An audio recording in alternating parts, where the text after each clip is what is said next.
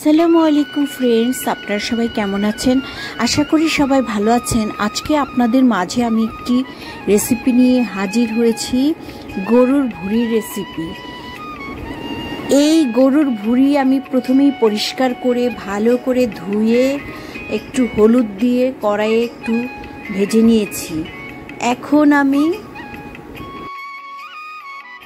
এখানে টোটাল ভুঁড়ি হচ্ছে 2 কেজির মতো। এখন আমি পরিমাণ মতো কড়াইয়ে তেল দিয়ে দিলাম, সাথে মেথি ফোড়ন দিয়ে দিলাম, 1.5 কাপ পেঁয়াজ দিয়ে দিলাম, 4-5টি তেজপাতা দিয়ে দিলাম, 2-3 টুকরা দারচিনি দিয়ে দিলাম, এলাচ দিয়ে দিলাম 4-5 টুকরা এবং লং দিয়ে দিলাম 3-4 টুকরা। ভুঁড়ি রান্না করতে গেলে মশলা একটু বেশি দিতে হয়।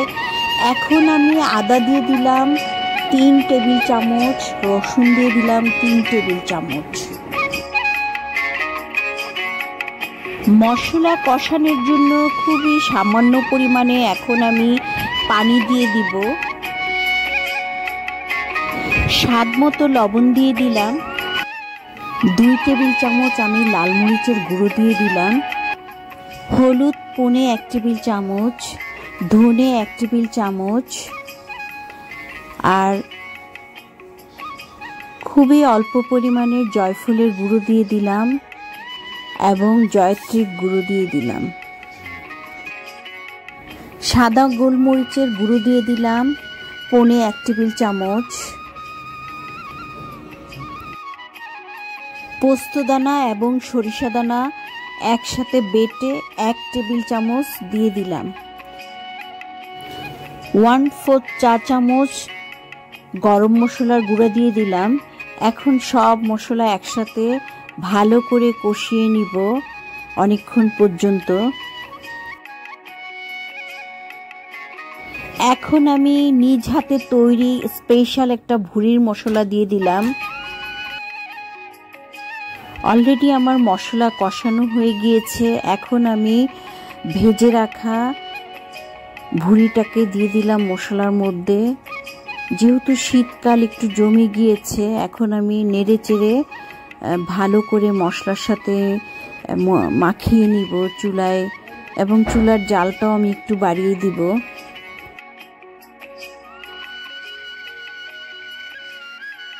এখন আমি ভুঁড়িটাকে কভার করে কষিয়ে নিব। দেখুন মোটামুটি এখন আমার ভুঁড়িটা কষানো হয়ে গিয়েছে। এখন কষানো ভুঁড়িটাতে কিছু পরিমাণে পানি দিয়ে দেব সেদ্ধ হওয়ার জন্য। ভুঁড়িটাকে এখন আমি কভার করে সেদ্ধ করব এবং রান্না করব। যেহেতু ভুঁড়ি হতে মোটামুটি বেশ ভালো সময় লাগে, ধৈর্য সহকারে সময় নিয়ে রান্না করতে হয় ভুঁড়িটা মোটামুটি সিদ্ধ হয়ে এসেছে। দেখুন কতটা লোভনীয় এবং কতটা সুন্দর একটা কালার এসছে, এবং অ্যারোমাটা সেই মজার, সেরকম সুন্দর একটা অ্যারোমা এসছে। যদি আপনারা সামনাসামনি থাকতেন তাহলে হয়তো বুঝতে পারতেন যে কি মজার একটা অ্যারোমা এসছে। অলরেডি আমার ভুঁড়ি রান্নাটা কমপ্লিট হয়ে গেছে। যদি আপনাদের এই ভুঁড়ি রান্নাটা এবং প্রসেসটা আপনাদের পছন্দ হয়ে থাকে, প্লিজ আমাকে একটা সাবস্ক্রাইব করুন এবং পাশে থাকুন, আমাকে সাপোর্ট করুন। আমি ভুঁড়িটাতে একটা আলাদা বাগার দেই। এখন আমি একটা ফ্রাই প্যানে কিছুটা সরিষার তেল নিয়েছি এবং আস্ত আস্ত কিছু রসুন নিয়েছি। রসুনগুলোকে এখন আমি একটু লাল লাল করে ভেজে নিব। একটু লাল হয়ে গেলে তারপরে আমি কাচুরি মেথি দিব সাথে, এবং কাচুরি মেথি দিয়ে বেশ একটু লাল লাল করে ভেজে তারপরে আমি ভুঁড়িতে এই বাগারটা দিয়ে দিব। কাচুরি মেথি যে কোনো সুপার শপ, যে কোনো বাজারের যেগুলোকে বলে বানিয়ার দোকান, ওই সমস্ত দোকানে আপনারা পাবেন। আসলে কাচুরি মেথি দিয়ে বাগার দিলে অ্যারোমাটা এত ফাটাফাটি হয়, আপনারা ভাবতেই পারবেন না যে কী যে মজা লাগে এই কাচুরি মেথি দিয়ে বাগার দিলে। আমি সবসময় চেষ্টা করি কাচুরি মেথিটা রাখার জন্য।